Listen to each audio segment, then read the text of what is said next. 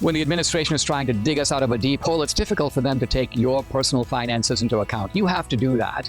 I choose to diversify my savings with gold from Birch Gold Group, and you can too. Just text the word Dinesh to 989898. Birch Gold will send you a free, no obligation information kit on gold. Birch Gold has an A+ rating with the Better Business Bureau and tens of thousands of happy customers. You too can diversify with Birch Gold. Text Dinesh to 989898.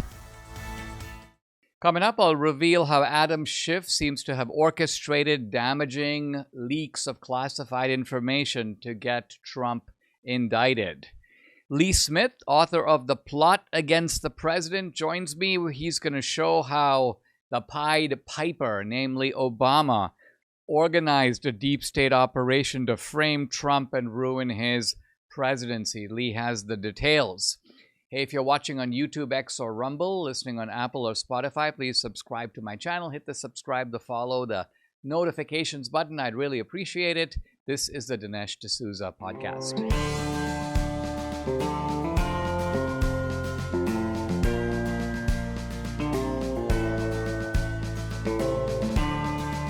America needs this voice. The times are crazy. In a time of confusion, division, and lies, we need a brave voice of reason, understanding, and truth. This is the Dinesh D'Souza podcast. I'd like to talk about two topics in the opening segment. The first one is the crime rate in Washington, D.C., a topic I've addressed before, but I'd like to say a couple of new things about it. And the other topic is Adam Schiff, Shifty Schiff, piece of Schiff. Adam Schiff is in trouble again, and this time, well, he's in trouble on more than one count. But this is a new count that I want to tell you about, and it involves leaking classified information. So we'll get to that in a bit. But let's talk first about Washington, D.C. We're hearing a lot about how the crime rate in Washington, D.C. has gone down. Now, there are two reasons that a crime rate can go down, and only one of them is likely to occur to us.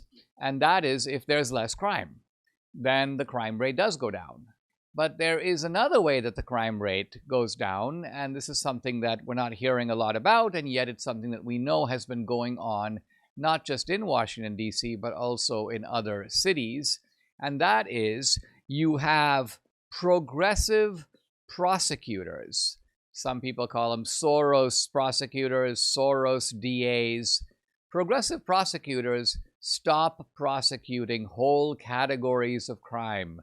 Or what they do is they downgrade felonies, which are mainly gun crimes, to misdemeanors. They do this under the rubric of criminal justice reform, but obviously what that does is it makes the number of felonies look smaller, because you got rid of a bunch of felonies by just not calling them felonies. So this classification scheme is a ruse for disguising the fact that the crime rates remain high, but they only look low because you're counting differently. The point about how things are counted is always significant. I remember when I had the head of the Hurricane Center in here to talk about climate change. This was a little while ago, but it was very striking to me because he said, listen, one reason there appear to be more hurricanes is we're counting more of them. We used to have hurricanes and we wouldn't count them until they hit shore. Now they get named even when they're out in the sea. Even if they miss the shores of the United States, they still remain counted as hurricanes because we notice them beforehand. And so the change in the manner of counting is what is responsible for the increased number of hurricanes, not that there actually are more hurricanes. And kind of the same logic applies here. Now, you might have seen the head of police, who was, by the way, the former equity officer in Washington, D.C., she was asked about the chain of command. And not only did she not respond, not only did she not know the chain of command, she didn't know what chain of command meant. She evidently had never heard the term before, so she said something like, well, what is the chain of command? What are you asking about? This would be like a pilot asking about what is a cockpit, or what is what does it mean to retract the flaps? In other words, the basic terminology of being a pilot requires a knowledge of those things. And similarly here, how can you be an authority in a police force? Well, we kind of know the answer to that.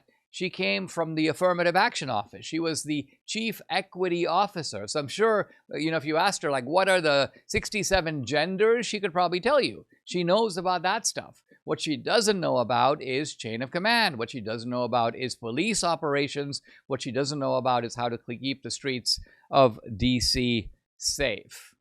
Now, if you want to know whether the streets of D.C. have been safe in recent years, all you have to do is take a look at the advice, the memos that the D.C. police was putting out. Here's one from 2021, which is telling citizens of D.C. how not to get carjacked.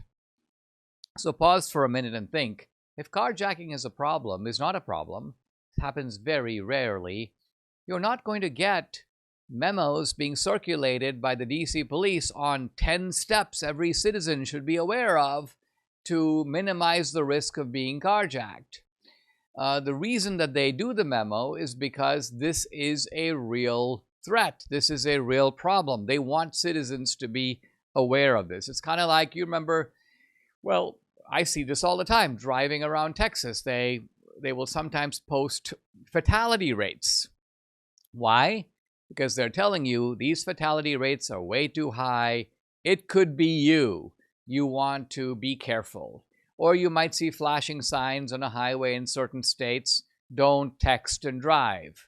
Now, why are they telling you this? Because far too many people get into crashes because they text and drive. If texting and driving were not a problem, see, they don't post signs on things that are really not a problem, right? So they don't say, for example, while you're driving, don't take out your wallet and count your money. Why? Because not a lot of people do that. They haven't found that in accidents, it's very common to have people counting their money in their wallet and then kaboom, you go into a tree or you plow into somebody else. The sign is there because that is what the authorities observe to be a real problem. So let's look at this carjacking advice. Always keep your doors locked and windows rolled up. No matter how short the distance you're traveling, drive in the center lane to make it harder for potential carjackers to approach the car. Avoid driving alone. Travel with someone wherever possible, especially at night. I want to highlight here how pathological this whole condition is. You're living in a city and you have to take all these steps in order to get by, in order to survive, in order to avoid having your car stolen, and to avoid having people open your door and jump in your car, sometimes armed with guns or with knives, making you get out of the car and taking your car. When you're coming to a stop, leave enough room to maneuver around other cars, especially if you sense trouble and need to get away. Always drive with the doors locked. If a thief can't get in your vehicle, you stand a better chance of leaving with it. So, wow. All these little tidbits of advice. Drive in the center lane so that other cars can't ram you, can't stop in front of you and take your car.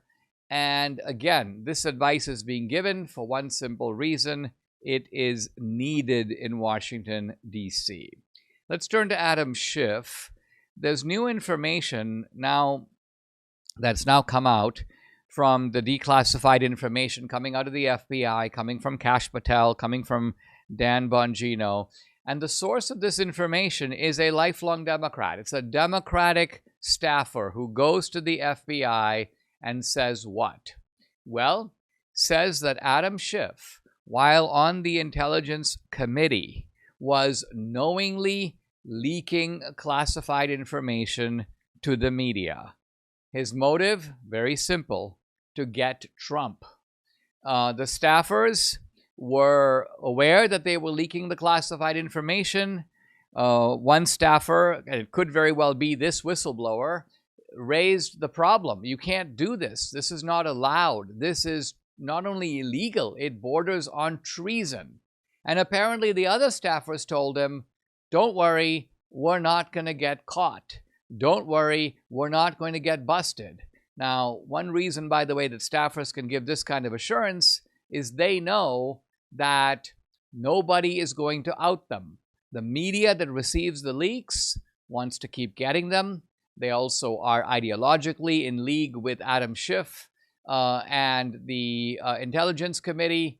And so they are, in a way, colluding with the Intelligence Committee to get these leaks out. The leaks only have power, after all, if they can be transmitted widely through the media. The media is playing a very knowing role in this whole escapade. Obviously, Adam Schiff himself is not going to hold his staffers accountable. He's the one who's directing the leaks in the first place. And finally, apparently, Adam Schiff had a kind of an ambition behind all this, and that is to become the CIA director. Think of it. The leaker on the Intelligence Committee was hoping that Hillary Clinton would win the election and he would become the CIA chief if she won. So here you see that absolutely ugly and sordid, not ugly and sordid Adam Schiff, you may have thought I was going to go there, but I meant this ugly and sordid combination of motives: personal aggrandizement, ideological viciousness, a no-holds-barred, willing to break the law, this smug confidence that I can do it because no one's ever going to come after me. Who's going to come after me? Democrats always get away with this kind of stuff. This is the world in which this character, Adam Schiff, inhabits.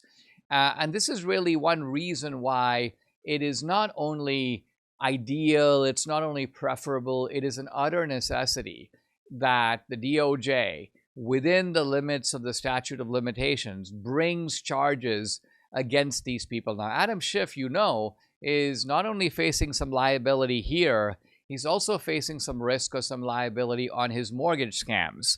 And by the mortgage scams, what I mean is that he is simultaneously declaring a home in California as a primary residence. This way he gets the California homeowner's tax exemption at the same time that he's listing his Maryland home as his primary residence to get preferential loan terms for his mortgage in the Washington, D.C. area. You can't have two primary residences. Either you live in California and you commute to D.C. and have a second place there, or the other way around. But Schiff has been having it both ways, and making these claims, by the way, at the same time. It's not like he was initially permanently based in California, then he moved and made Maryland his primary residence. He is simultaneously claiming benefits, in a sense, at both ends. So it would be really nice to see Schiff held accountable on both counts,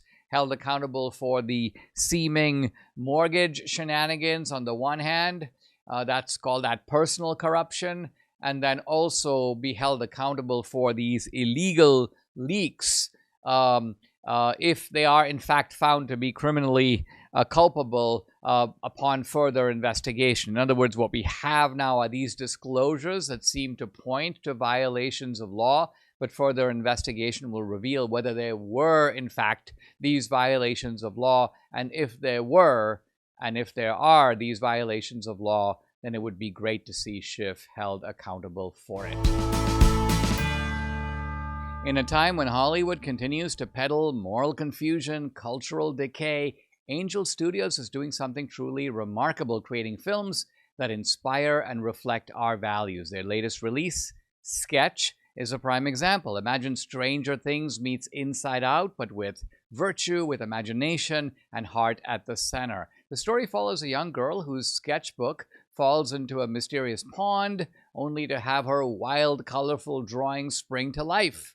It's suspenseful, funny, and deeply moving. It's entertainment with a moral compass. If you're a Premium Angel Guild member, you already have 2 free tickets waiting for Sketch in theaters now. If not, now is the time to join Angel. Take a stand for media that strengthens families instead of tearing them down. You'll also unlock Angel's entire streaming library, content that aligns with faith, freedom, and truth.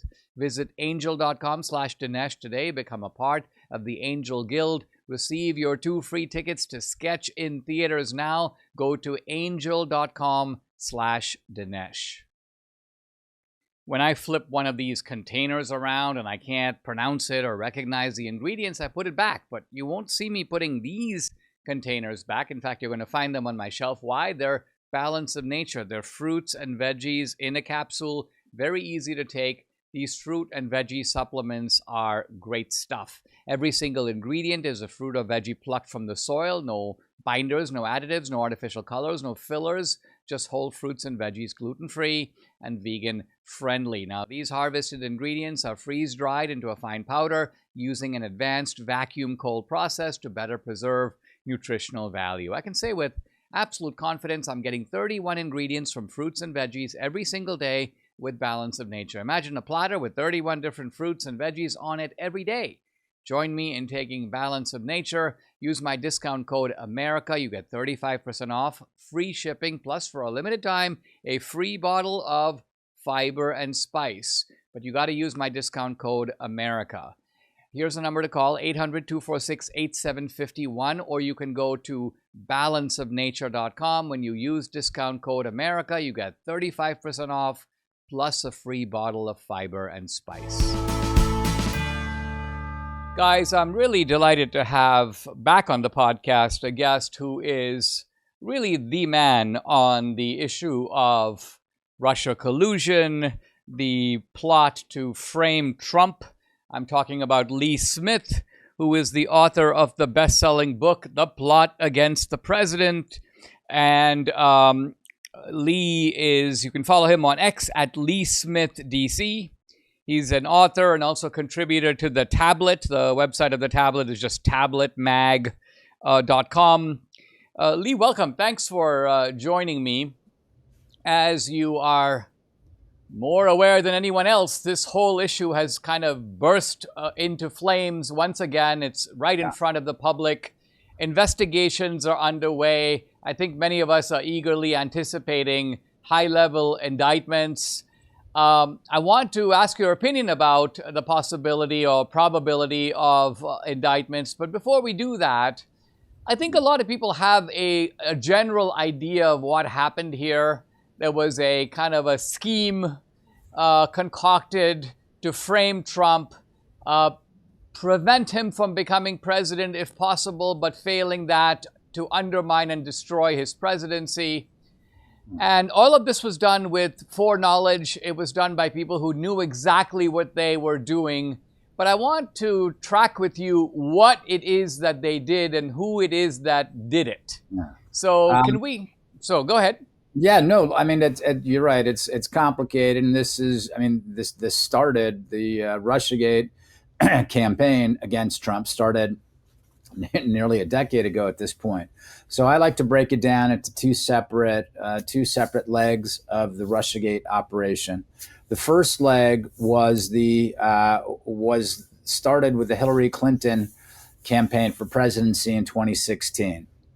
What they did was they ginned up a press campaign alleging that Donald Trump was a Russian spy. So this was all out in the public. This was the kind of things that people were hearing in the spring and summer of 2016. What people didn't know what was happening, what some reporters knew, but the public was not aware of, was that there was also the FBI was investigating Donald Trump. And the investigation was based on what Hillary Clinton campaign contractors had stitched together. This fake story that Donald Trump and some of Trump's aides were actually Russian agents. So that was something we didn't know. That was something that didn't become public until later. In any case, that's the pre-election leg of Russiagate. So what it amounts to is Hillary Clinton with a really dirty campaign trick, right? Smearing her rival as a Russian spy. The really bad thing that was going on, look, I mean, dirty tricks in a campaign, is it worse than what LBJ did or would have done? I'm not sure. The really bad thing that happened was, again, the FBI was using this Clinton material as a pretext, as evidence to get a warrant to spy on the Trump campaign. That's very bad. There is probably a lot of unlawful activity there. And what I'm quite certain the FBI and Department of Justice will be investigating is if there was unlawful activity going on there before the campaign. After the campaign, this is the second leg of Russiagate. Hillary Clinton loses. She's out of the picture. At that point, Barack Obama takes over Russiagate. What Barack Obama decides to do is he decides to further weaponize this instrument handed off by Hillary Clinton to delegitimize Donald Trump's presidency. Now, that is very bad. And we can be certain, again, that the FBI and DOJ are looking at that leg of Russiagate as well, because the purpose was not only to delegitimize Donald Trump's presidency, and we saw it hobbled Trump's presidency, certainly the first couple of years with the Mueller investigation, right? The other thing it did was it split the country, right? Because people who supported Donald Trump, who had voted for Donald Trump, were at best unwitting dupes and at worst collaborators with a Russian agent to undermine the government of the United States. So what Barack Obama did was, by driving Americans against each other, really poison the public sphere. And, you know, I'm not Pollyannish, and I know you're not either, to imagine that Republicans and Democrats have always gotten along and we've always been able to settle our issues with reasonable debate. We're not. Our issues are settled through elections. Right? That's how they're settled. There's a winner and there's a loser. Donald Trump won. It should have been settled at that point. The continuing fight should have happened in the hills of Congress, or rather Capitol Hill, the halls of Congress, and in other venues. It should not have been conducted by spy chiefs who were tapped by Barack Obama to coordinate with the press to delegitimize the Trump presidency and jam up and basically destabilize the American government. So these are the two legs of Russiagate: pre-election, post-election. Hillary Clinton's in charge of the first. Barack Obama is in charge of the second. The Department of Justice and the Federal Bureau of Investigation will be, or are, according to trustworthy reporters like John Solomon, they are investigating both legs of Russiagate. All right, Lee, let's put what you said into a little bit of slow motion, and let me ask you a few more pointed or specific questions about these two phases. Let's start with phase number one. Mm-hmm. Do we know who in the Hillary campaign is the evil genius, if you will, who cooked up this scheme? And related to that, is there now evidence that Hillary either did or must have signed off on it? In other words, is it possible that these were just malevolent campaign staffers who were feeding stuff to the press? Hillary is completely in the dark. She's in the clear. She doesn't know what's going on. Or do we actually know that she was part of it? Well, a report that was declassified, documents that were declassified within the last couple of weeks, that was John Durham's 2023 report. And an annex that was recently declassified, it says that foreign policy advisor was a woman named Julianne Smith. But my contention is that it doesn't really matter who came up with it, because someone was going to have to come up with it. Because the number one liability for Hillary Clinton's 2016 campaign was her use of a private email server, right? Those emails, we know from FBI documents that during the Biden administration were redacted.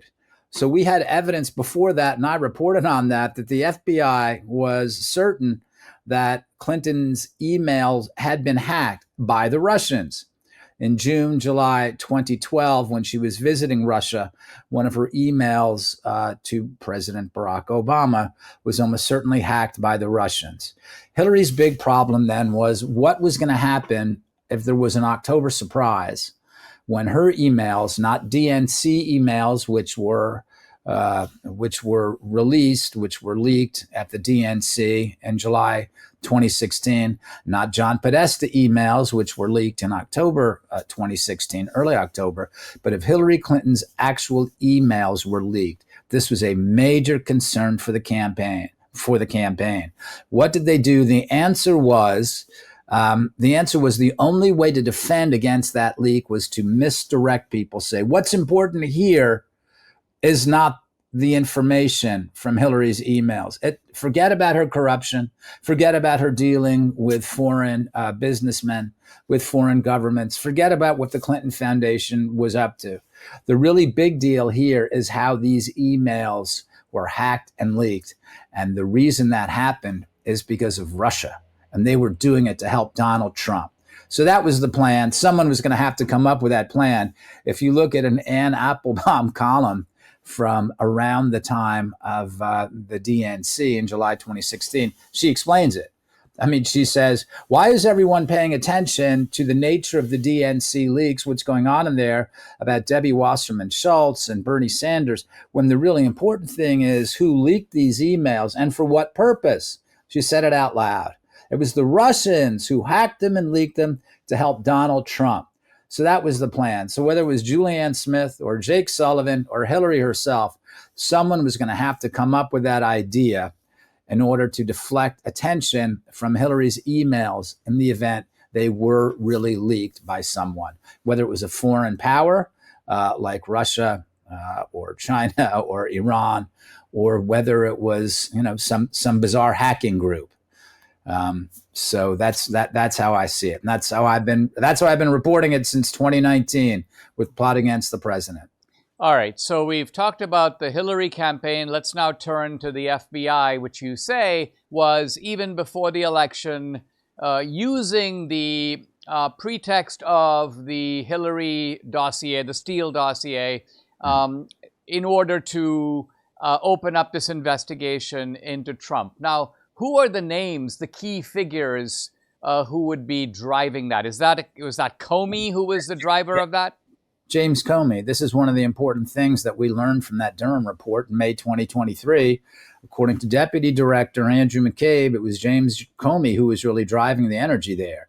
He wanted the spy warrant on the Trump campaign. Now, look, certainly Andrew McCabe has reason for putting it on his boss, James Comey. But if you're prosecutors and investigators looking at what McCabe is saying about his former boss, that's certainly a lead you'd want to pursue. One of the other things about this Durham report and this annex that was declassified that shows something very, very significant, and you can rest assured that this is something else investigators and prosecutors will be looking at, and that's what's called the Clinton Plan Intelligence. And the Clinton Plan Intelligence is this. A Dutch spy agency had managed to hack into a Russian intelligence agency.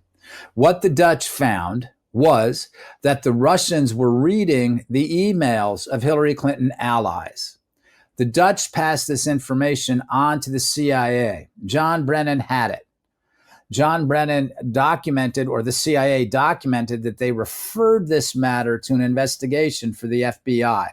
As it turns out, the people from the Crossfire Hurricane team did not get that referral, right? So what we're seeing here is someone buried very vital intelligence that should have clearly stopped the investigation, right? If we were dealing with honest players, honest brokers, it would have stopped the investigation into Trump as a Russian agent, because it would have given proof that, look, guys, if this ever gets out, that we're investigating Donald Trump because of a Hillary Clinton campaign stunt, we're all in a heck of a lot of trouble here. So that gives evidence that there was foul play at the top levels of the FBI. James Comey knew about this Clinton Plan Intelligence, as did John Brennan and James Clapper. But there are FBI agents who were working on the Trump investigation who, according to this report, did not have that intelligence. Again, intelligence that came from the Dutch, who had hacked the Russians And the Russians knew from intercepting the emails of Clinton allies and Clinton supporters what the Clinton campaign was up to. So that gives evidence that something really bad was going on at the higher levels of the FBI. It wasn't just that they were part of this bogus investigation, the Russian investigation on the Trump team, but that they knew better. And there was documentary evidence that they knew better and they should not have conducted in this investigation. So again, I suspect that this is a major part of whatever investigation is going on right now at FBI and DOJ. Let's turn to phase two, the post-election phase, when Obama gets involved, presumably for his own reasons. And the reason that seems apparent to me is that you had Obama going about his remaking of America. He had been at it for 2 terms. He got a lot of it done, although he wasn't finished. And then here comes Donald Trump, who was quite clearly a kind of anti-Obama. Trump had, of course, challenged Obama on multiple fronts, going back to whether, Obama was born in America. No question, Obama probably hated Trump. And so we can clearly see why he would want to torpedo, as if he could, the Trump presidency. Doesn't that mean really that in terms of driving this operation, Obama and not Hillary is the kingpin? Hillary was engaging in, as you say, bare knuckles political strategy, but Hillary was not the president. Obama was. And Obama was the one who was using presidential power in an evidently nefarious way. I absolutely agree. And this is how I've been explaining it for years. And I understand when news of Russiagate first broke, look, there's such contempt among Republicans for the Clintons, understandably. That should come as no surprise to any of us. But it's the problem with that was throwing everything at Hillary. What it did was it really served Obama's purposes and served the purpose of Obama spy chiefs. Right. Even before the election, it should just not to complicate matters, but it has to be said. James Comey and John Brennan answered to Barack Obama. So even before the election, there's no way that these intelligence bureaucrats were moving on their own. They had top cover from the president of the United States. So Dinesh, you're absolutely right. The main villain here, and my latest book, Disappearing the President, is very clear how Barack Obama was driving force not just behind Russiagate, but also other initiatives like the censorship regime, right? And this also started right after the Trump victory. He pulled Mark Zuckerberg aside at a conference in Lima, Peru, and this was about 10 days after the election. He pulled Zuckerberg aside, and this was the beginning of the censorship campaign right there. Also, Barack Obama's role in the COVID lockdowns, Barack Obama's role in pushing the novel election procedures that facilitated election fraud in 2020. So yes, absolutely, Barack Obama is the guy that people should be looking at. And again, I detailed this pretty clearly in Disappearing the President, which again is my most recent book, which it came out shortly before our 2024 election.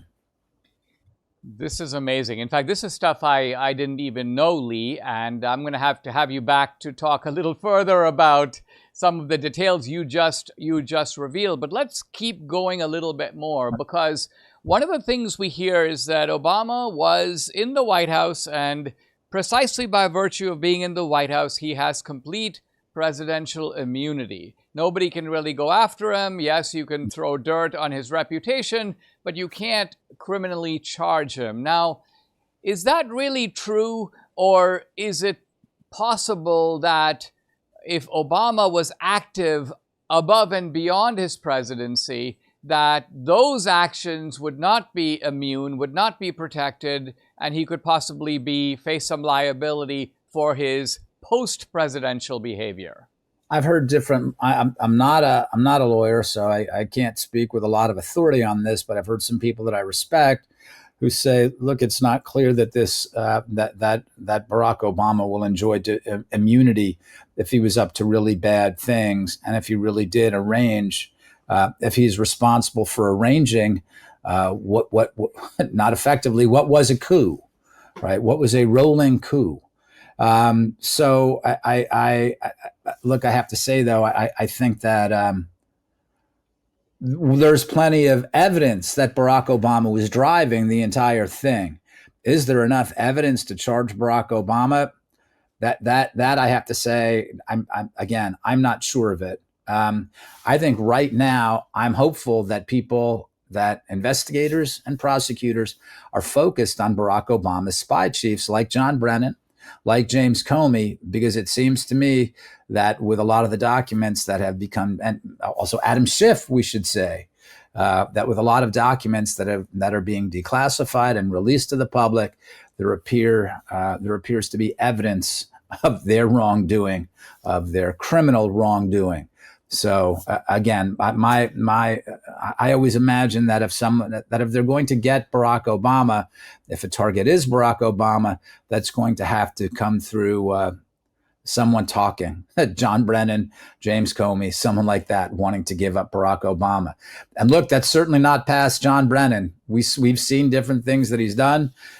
His handwritten notes showing that he briefed Obama on the Clinton plan intelligence.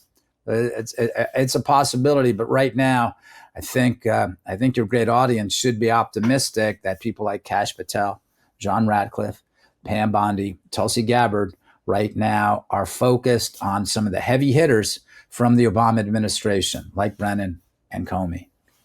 Let me just ask you one more thing, Lee, before I let you go, and that is the role of the media, because it is conceivable that this kind of operation is hatched in the Hillary campaign. It's later taken up by Obama. It's got all these spooks behind the scene who are working it. Some of the information is classified, so it's behind a screen.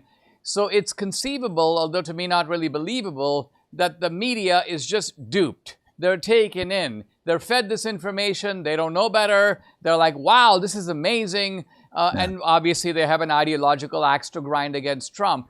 But it appears that it was much more than that, and that the media was, in a way, part of it. They knew it was a smear, and they ran with it anyway. What is the proof, or how do we know that the reporters who broke these stories and used them to fuel the fire for 2 years of the Trump presidency, if not until the Mueller report came out, how do we know that these guys were part of it?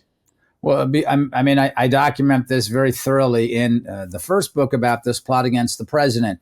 Look, what happened here is, no, the media was not fooled. The media was not duped by their sources. What happened is the media served as a platform. It was a crime spree, because the number of leaks of classified intelligence that the media put through to prosecute a political operation against the president of the United States. I'm sorry, that's very different. We saw the reports about Adam Schiff, what he was doing, and they were telling staffers. Schiff was telling staffers, "Well, you're safe leaking this under the speech and debate clause." No, that's ridiculous. The speech and debate clause does not protect people who are running a political operation against the president of the United States, or against any other political rival for that matter. So no, the evidence that they were doing something much worse than just being fooled or pursuing a partisan campaign, again, is the sheer bulk of the classified intelligence that appeared in places like the New York Times, like the Washington Post, like CNN. So no, they are 100%. They were the indispensable part of the anti-Trump operation, because without them, who are these who are these rogue intelligence officers leaking to? How are they putting out this information? So no, the press is 100% part of what happened here. Will they be held responsible? I don't know exactly how that happens. You look at ratings at places like CNN right now, and you say, well, it appears they're already being held responsible. Are there legal risks as well? Well, I know if I was someone like There are a lot of victims of Russiagate. Trump aides, the president's family, and the president has had some success with the press with a large settlement that came from CBS. He's now suing the Wall Street Journal. So if Russiagate victims decided to start bringing civil suits against major media organizations, I wouldn't be surprised if they have some success. And I would imagine that media executives are concerned about this right now. They should be anyway. Fascinating stuff, guys. I've been talking to Lee Smith, author and contributor to The Tablet. Follow him on X at Lee Smith DC. The website, tabletmag.com. The books, well, there's The Plot Against the President, and also there's the latest one, Lee. Tell me the title of it again. Disappearing the President. Disappearing the President. Yeah. Wonderful stuff. Lee, thank you very much for joining me. Thank you very kindly for inviting me on tonight. Mike Lindell tells me a major retail chain has just canceled a massive order, leaving MyPillow with an overstock of classic MyPillows. And hey, their loss is your gain, because for a limited time, MyPillow is offering their entire classic collection at true wholesale prices. I've never seen them actually this low. Get a standard MyPillow for just $17.98. Upgrade to a queen size for just $22.98, or a king size for $24.98. Snag body pillows for $29.98, and versatile multi-use pillows for just $9.98. Plus, when your order is over $75, you get $100 in free digital gifts, no strings attached. That's right, premium pillows at unbeatable prices and bonus gifts to top it off. So don't wait. Head to mypillow.com, or you can call 800-876-0227. That's 800-876-0227. Don't forget to use the promo code DINESH Dinesh and grab your standard MyPillow for just $17.98 while supplies last. I'm continuing my discussion of my book, Ronald Reagan, How an Ordinary Man Became an Extraordinary Leader. And we've now completed an in-depth discussion of Reagan's economic policies, as well as his victories in the foreign arena, both in the Reagan doctrine and also in the Cold War. And these have been somewhat policy-dense discussions about actions Reagan took and things that are happening around the world and also in the United States. We now turn to one of the later chapters. This is chapter 9. It's called The Man Behind the Mask, and it's a different chapter because it's a look at Reagan the man. This is a chapter for those of you who are interested in leadership, but also in human psychology, in trying to kind of get Reagan or grasp Reagan. Now, I will say that there are very few efforts to really do this out there in the literature. Very surprising, because Reagan was a massively important figure. I think with FDR, the two most important figures, two most important presidents in the 20th century, for better or worse. I think in FDR's case, in many ways for worse. In Reagan's case, almost always for better. But nevertheless, for people who didn't know Reagan or weren't close to Reagan, people who just try to read up on Reagan, it's difficult to get an understanding of this elusive man. And some of the kind of popular understandings of Reagan really don't work. So the way to get to the bottom of Reagan, to get behind Reagan, so to speak, I make an effort to do this in this chapter, and I begin by appreciating the paradoxical aspect of Reagan. So we have to start right away by recognizing that there is a problem to be solved. There is an enigma to be deciphered. If you think Reagan is obvious, oh, he was a patriot, he loved America, or oh, you know, he was a guy who said it like it is, and that's what really made him so effective. Or he was not a politician, he came from outside of government. These are popular but somewhat nonsensical statements. And they can be easily tested by simply asking, all right, well, let me pick some other guy off the street who's not in government and put him in the White House, and let's see if he can do what Reagan did. He won't be able to. Or let's take some other plain-spoken guy. I mean, you know, the guy who cuts my grass is a really plain-spoken guy. He tells it like it is. Let's put him in the White House and see if he can do what Reagan did. He won't be able to. So these explanations don't get to the heart of what makes someone like Reagan so capable on such a large and complex stage. Now, let's look at the aspects of Reagan that made him paradoxical. Number one, he was intensely ambitious, and yet he was very modest. He faced a lot of tragedy in his life, and yet he was unfailingly upbeat and optimistic.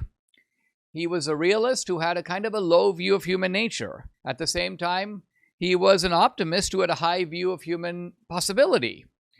He was a tolerant man, but he had firm, almost unalterable convictions. He was gregarious, he liked people, and yet he was a loner who seemed happiest, most content, and even kind of complete within himself.